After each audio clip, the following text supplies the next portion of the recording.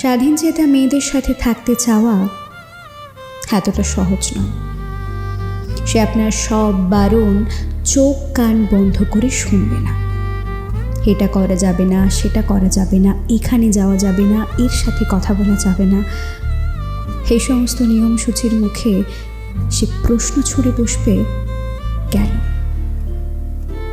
মতামতের অমিল হলে সে মুখ বন্ধ করে মেনে নেবে না যে ভুলটা তার। সে তর্ক করবে, লজিক্যালি কোনটা ঠিক আর কোনটা ভুল সেটা বিচার করবে। সে কারোর কাছে হাত পেতে নিজের শখ পূরণ করতে চাইবে না, বরং নিজের উপার্জনের টাকায় কাঁধে কাঁধ মিলিয়ে রেস্টুরেন্ট, শপিং মল কিংবা সিনেমার বিল মেটাতে চাইবে।